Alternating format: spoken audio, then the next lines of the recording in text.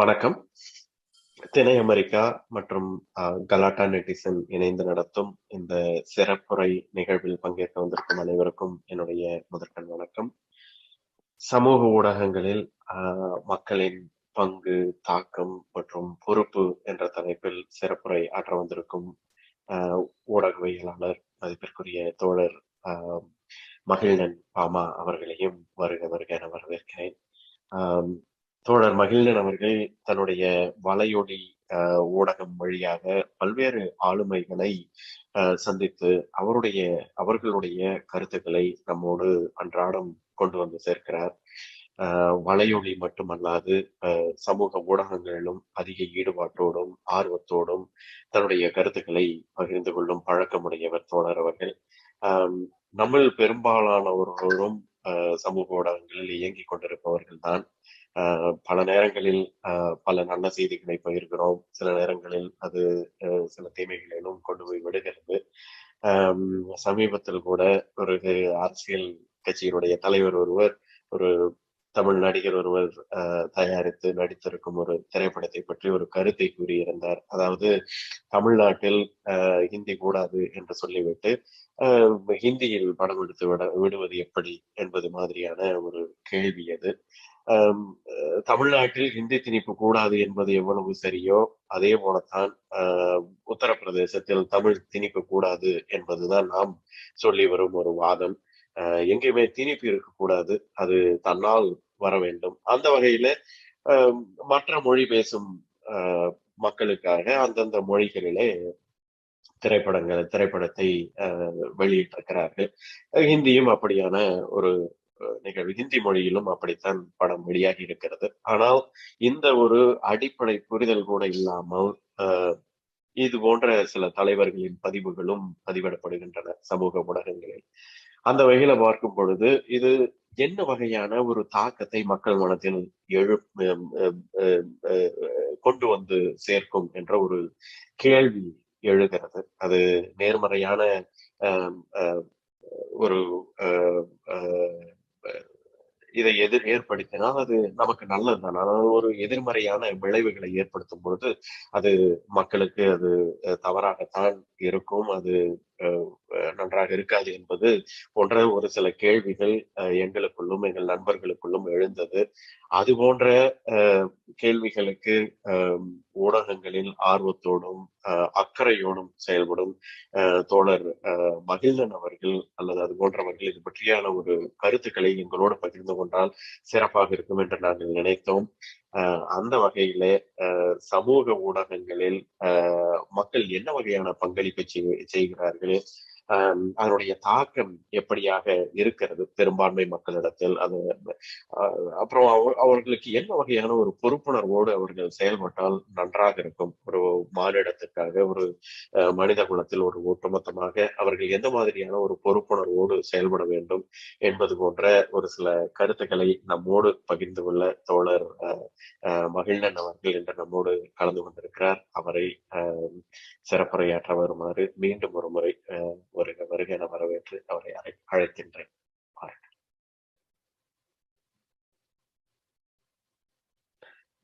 தோழர் மியூட்ல இருக்கீங்க தோழர். வணக்கம் தோழர், ரொம்ப நன்றி. எனக்கு கொடுக்கப்பட்டிருக்கிற தலைப்பு சமூக ஊடகங்கள்ல மக்களுக்கு இருக்க வேண்டிய பங்கு, பொறுப்பு. இப்ப இந்த குறிப்பிட்ட சப்ஜெக்டை பொறுத்தளவுக்கு முதல்ல ஊடகங்கள்ல மக்கள் பங்கேற்பு அப்படிங்கிறது பிரதானமாக இல்லாத பொழுது அதுல அத ஒரு சோசியல் மீடியா, தமிழ்நாட்டை பொறுத்தளவுக்கு, இந்தியாவை பொறுத்தளவுக்கு நாம நம்முடைய கருத்தை ஊடகங்களில், மெயின் ஸ்ட்ரீம்ல ஊடகங்கள் இருக்கு, அதுக்கு ரெஸ்ட்ரிக்டடான வகையில தான் கருத்துக்களை பகிர்ந்துக்க முடியும், தெரிவிக்க முடியும்.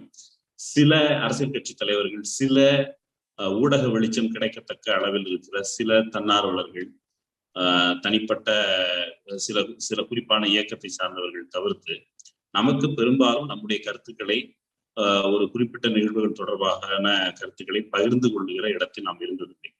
பெரும்பாலும் எப்படி இருக்குன்னா, நம்ம பெரும்பாலும் தேநீர் கடைகள்ல அல்லது நம்முடைய நண்பர்கள் வட்டத்துல பகிர்ந்து கொண்டு அது கடந்து போகிற செய்தியாக இருக்கும். ஏதாவது ஒரு செய்தி நம்ம அச்சுறுத்துவதாக இருக்கிறது, தவறான செய்தியாக இருக்குது அப்படின்னா கூட நம்ம புலம்பிட்டு போற இடத்துக்கு மாறாக இன்றைக்கு நாம் பேசுகிற செய்தி ஆளுகிற அரசாங்கங்கள் அதுவும் செவிமடுக்கிற அளவுல இன்னைக்கு வந்து சமூக ஊடகங்களை கட்டுப்படுத்துறதுக்கான சட்டங்கள் கொண்டு வர வேண்டும் என்கிற ஒரு எண்ணத்தை நோக்கி அரசாங்கங்கள் நகர்ந்திருக்கு அப்படின்னு சொன்னா சமூக ஊடகங்களின் பங்கு மிக மிக முக்கியமானது.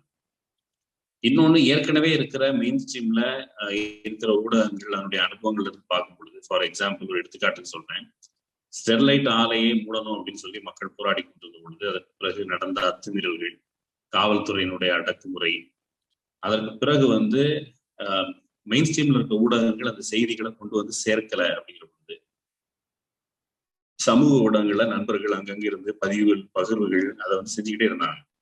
மெயின் ஸ்ட்ரீம் ஊடகங்களுக்கு அது பை டிஃபால்ட்டா அழுத்தமாக மாறி போச்சு. அதே போலதான் கூடங்குளம் இஷ்யூ ஆகட்டும், அதே போல ஜல்லிக்கட்டு இஷ்யூ ஆகட்டும். இப்போ வந்து ஒரு டெமோக்ராட்டிக்கா ஜேர்னலிசம் வந்து குறிப்பிட்ட கார்பரேட் கம்பெனிகள் கையில இல்ல, கீழே வர தொடங்கி இருக்கு அப்படிங்கிற அளவுல அது பாசிட்டிவான விஷயம் தான். மக்கள் தங்கள் பங்கை அந்த அளவில் சிறப்பாக செய்கிறார்கள். ஆனா அந்த சோசியல் மீடியா ட்ரெண்டு அப்படின்னு வரும் பொழுது அதுல வந்து தனிப்பட்ட நபருக்கு என்ன அளவுக்கு பொறுப்பு இருக்க முடியும்? என்னை பொறுத்தளவு நான் சொல்றேன், ஒரு கருத்தை நீங்க பொதுவில் சொல்லும் பொழுது உங்களுக்கு நிறைய விஷயங்கள் தோணலாம். அது சரியா தவறா, நம்ம சிந்திக்கிற முறை சரியா தவறா அப்படிங்கிறது அல்லாம ஒண்ணு தோணுன உடனே அல்லது ஒரு செய்தியை கேள்விப்பட்ட உடனே அதுக்கு ரியாக்ட் பண்றதன் வழியாக தவறான செய்தியை, ஒரு சமூக பதட்டத்தை உருவாக்கிவிட கூடும் என்கிற ஒரு குறைந்தபட்ச ரெஸ்பான்சிபிலிட்டி, பொறுப்புணர்வு அதை பகிர்கிற ஒவ்வொருத்தருக்கும் வேணும். ஒரு ஏதோ ஒரு அவசர கதியில நான் தான் மீடியா அல்லது நான் சொல்ற செய்தி ஃபர்ஸ்ட், நான் தான் எல்லா செய்தியும் கொடுப்பேங்கிற மாதிரியான அவசர கதியில செய்திகள் வெளியிடும் பொழுது அது பொதுவாக ஒரு சமூகத்திலே ஒரு பதட்டத்தை ஏற்படுத்தி விடக்கூட வாய்ப்பு உண்டு. இப்ப அதே மாதிரியான சமூக வலைதள பதிவுகள் இப்போ வந்து இன்னைக்கு வந்து அது எந்த அளவுக்கு கொண்டு போய் சேர்ந்திருக்குன்னா, மோடி அரசாங்கத்தை கொண்டு வந்து இந்தியாவில் அதை வந்து உருவாக்கி வச்சிருக்கு. சமூக வலைதளங்கள் அதுக்கு கணிசமா அவங்க வந்து ட்ரோல்ஸ் அந்த மாதிரி வகைகள்லாம் பயன்படுத்தி, ஃபேக் ஐடிஸ் வச்சு சோசியல் மீடியாவை ப்ராப்பரா அந்த இன்ஜினியரிங் எல்லாம் பயன்படுத்தி இன்னைக்கு வந்து மேல அதிகாரத்துல உட்கார்ந்துருக்காங்க. ஸோ அந்த வகையில நாம வந்து இப்போ வந்து ரூலிங் கிளாஸ் வந்து இந்த செய்தியை நீ விசாரிக்க வேண்டாம், இந்த செய்தியை தொடர்பாக நீ பேசு, இந்த திசையில போ, ஜிஎஸ்டியில ஏதாவது பிரச்சனையா அதுக்கு பதிலாக நீ வேற ஏதாவது லோக்கல்ல சில்லறத்தனமான ஒரு விவகாரத்தை எடுத்து பேசு அப்படின்னு ரூலிங் கிளாஸ் ஒரு அஜெண்டாவை செட் பண்ணும் பொழுது நாம அதற்கு மாறா அந்த பிரச்சனையிலே பேசினா கூட அதை நம்ம அந்த வகையில முறையா தலையிடணும் அப்படிங்கிற ஒரு ப்ராப்பரான பெர்ஸ்பெக்டிவை வளர்த்துக்க வேண்டியது நம்முடைய பொறுப்பு. நம்ம கையில ஒரு ஃபேஸ்புக் இருக்குது, நம்ம கையில ட்விட்டர் இருக்குங்கிற காரணத்துக்கு நம்ம சொல்லுகிற கருத்து எல்லாமே சரியாகி விடாது. அது டெமோக்ராட்டிக்கா என்னுடைய உரிமை என்கிற பெயரில் நாம் தவறான கருத்துக்களை பரப்புவது நம்முடைய பொறுப்பாகும் ஆகாது. ஸோ அந்த வகையில இப்போ வந்து அதுக்கு பேரலா நாங்கள் உள்ளிட்ட நண்பர்கள் வெவ்வேறு வகையில லிபர்ட்டி தமிழாகட்டும், தமிழ் கேள்வி ஆகட்டும், இன்னும் பல நண்பர்கள் தனிப்பட்ட முறையில ஒரு யூடியூப் சேனலா இப்போ வந்து ஃபேஸ்புக்குங்கிறது மாதிரி யூடியூப் சேனலா இயங்குறோம். ஆனா எங்களுக்கும் அந்த பொறுப்பு இருக்குது. நானும் எங்களையும் சேர்த்துதான் சொல்றேன். ஒரு அவசர கதியில செய்தியை வெளியிட்டு விட்டால் அது வந்து ஒரு பதட்டத்தையோ அல்லது தவறான புரிதலோ ஏற்படுத்தி விடக்கூட வாய்ப்பு உண்டு. நாம் வந்து அதுல பொறுப்போட நடந்துக்கணும். இன்னொன்னு, வெளியில நம்ம ரெஸ்பான்சிபிலிட்டியை புரிஞ்சுக்கிட்டு இப்போ வந்து நம்முடைய பங்கு அப்படின்னு வரும் பொழுது ஒரு ஒரு குறிப்பிட்ட பொலிட்டிக்கல் சினாரியோவை ஃபாலோ பண்ணி செய்ய வேண்டிய பொறுப்பு இருக்கிறதுல நாம வந்து நமக்குள்ளே ஒரு வேலை பிரிவினை இருக்கணும். சுதந்திரமா இயங்குற ஊடகங்கள்ல ஃபார் எக்ஸாம்பிள் நான் ஒரு ஜேர்னலிஸ்டா ஃபங்க்ஷன் பண்ணணும், மக்கள் மத்தியில செய்திகளை கொண்டு வரணும், அதுக்குரிய பொறுப்பையும் நேரத்தையும் எடுத்துக்கணும். நான் ஒரு செய்தியை சொல்லியே ஆக வேண்டும் அப்படிங்கிற கட்டாயத்துல நாம இருக்கக்கூடாது. ஃபார் எக்ஸாம்பிள் 2 நாளைக்கு முன்னாடி தீபாவளி அன்னைக்கு ஒன்றிய அரசு வந்து பெட்ரோல் டீசல் விலையை அவங்க வந்து குறைச்சிருக்கிறாங்க.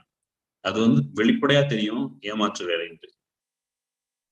அதை அம்பலப்படுத்துவதற்கு இன்னைக்கு மெயின் ஸ்ட்ரீம்ல இருக்கிற ஊடகங்கள் அதற்கு பொறுப்பாக நடந்து கொள்வதில்லை. அவங்க வந்து அதை கேள்வி கேட்கிற இடத்துல இல்லை. எல்லா ஊடகங்களும் வட இந்தியாவில குறிப்பா எல்லா ஊடகங்களும் ஸ்பான்சர்டு ஊடகங்களா மாறிவிட்டது. நம்ம குறைந்தபட்சம் இங்க தமிழ்நாட்டுல ஒப்பீட்டளவுல நம்ம ஓரளவு விழிப்புணர்வோடு இருக்கிறோம் அப்படின்னாலும் கூட நமக்கு ஒரு அஜெண்டாவை இங்க வந்து செட் பண்றாங்க. ஃபார் எக்ஸாம்பிள் பிஜேபி கொஞ்ச நாளைக்கு முன்னால கேள்விப்பட்டேன், தமிழகத்துல பாஜக சங் பரிவார் அமைப்பை பொறுத்த அளவுக்கு அவங்க வந்து திட்டமிட்டு இருக்கிறது வாரத்துக்கு ஏதாவது ஒரு இஷ்யூ எடுத்துக்கிட்டு தங்களுடைய அஜெண்டாவை செட் பண்றது. இதை நீ பேசணும் அப்படிங்கிற செட் பண்றது. அதுக்கு வந்து ஏதாவது கோபமாக ஏதாவது பேசும் பொழுது நாம் அதுக்கு ரியாக்ட் பண்றதுல நிறைய நேரம் செலவிடுகிறோம். நம்முடைய கவனத்தை திசை திருப்பி விட்டு அவர்கள் பரவலாக களத்தில் வேலை பார்க்கிறார்கள். நம்முடைய பொறுப்பு வந்து ஃபார் எக்ஸாம்பிள் ஒரு எடுத்துக்காட்டு சொல்றேன். இப்போ சில நாட்களுக்கு முன்னால நவம்பர் 1 குறித்து ஸ்டாலின் வந்து அவசர கதியில் ஒரு முடிவெடுத்து விட்டார் அப்படின்னு ஒரு செய்தி பரவியது. அவர் வந்து நவம்பர் 1 தமிழ்நாடு நாடு அறிவிக்கல. போன வருஷம் அவர் நவம்பர் 1 வந்து தமிழ்நாடு நாடு அறிவிக்க சொல்லி கூறியிருந்தார், அல்லது அதை கொண்டாடணும்னு சொல்லியிருந்தார். இப்படிலாம் வந்து தமிழ்நாடு நாடு கொண்டாடணும்னு சொல்லியிருந்தாருன்னு ஒரு பரப்புரை நடந்தது.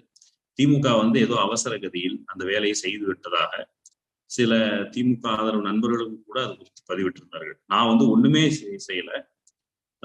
பிரிட்டிஷ் லைப்ரரியோட வெப்சைட் இருக்குது, ரோஜா முத்தையா லைப்ரரியோட சேர்ந்து நடக்கிற ஒரு லைப்ரரி இருக்கு. அதுல போயிட்டு 1956 நவம்பர் 1 அல்லது நவம்பர் மாசத்துல வந்த தமிழ்நாட்டு இதழ்கள் ஏதாவது இருக்குதா, அந்த காலத்துல ஏதாவது பதிவு வந்திருக்குதா அப்படின்னு போய் தேடினேன்.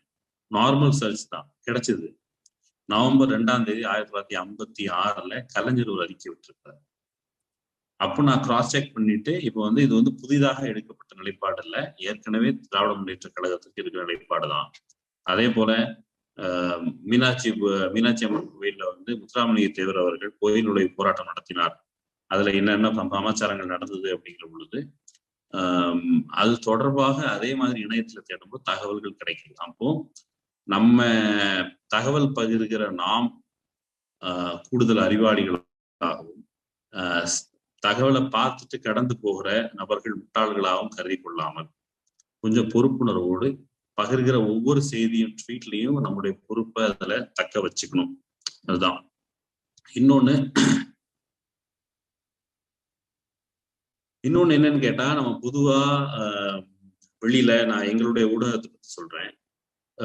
சமூக ஊடகம் அப்படின்னு வரும் பொழுது வெளியில ஒரு ஊடகத்தை நம்ம பார்க்கிற ஒரு மாப் மென்டாலிட்டி பரவலாக இங்க இயக்கங்கள் மத்தியிலும் கட்சிகள் மத்தியிலும் வந்திருக்கு. ஒரு சின்ன கிரிட்டிசிசம் அப்படின்னு வந்தா ஒரு மாப் மென்டாலிட்டி அடிப்படையில இது ஏன் செஞ்சீங்க, அது ஏன் செஞ்சீங்க, இது நடந்துச்சு, அது நடந்துச்சு, ஒரு மாப் ட்ரோலிங், இந்த விஷயங்கள் வந்து பொதுவுல நடக்குது. அப்படி எல்லாமே ஒரு டெமோக்ராட்டிக் ப்ராசஸை நோக்கி அஸ் அ சொசைட்டி அதை நோக்கி நம்ம நகர்ந்தால் மட்டும்தான். ஏன்னா இது வந்து இந்த மாப் ட்ரோலிங் வந்து நாம வந்து ஒரு மாடலை செட் பண்றோம். அந்த மாடல் வந்து ஏற்கனவே வட இந்தியாவில் பழகி போன மாடல். அந்த மாடலுக்கு நம்ம பழகி போனோம்னு சொன்னா அந்த மாடல் பை டிஃபால்ட்டா நம்ம ஏற்கனவே ரேடிக்கலா உருவாக்கி வச்சிருக்கிற ஒரு டயலாக்கான ஸ்கோப்பை நகர்த்தி அதை வீழ்த்தி விட்டு நம்மளை வந்து இந்த வலதுசாரிகள் கையில தமிழ்நாட்டை ஒப்படைக்கிறதுல போய் முடிஞ்சுறதுக்கும் வாய்ப்பு உண்டு.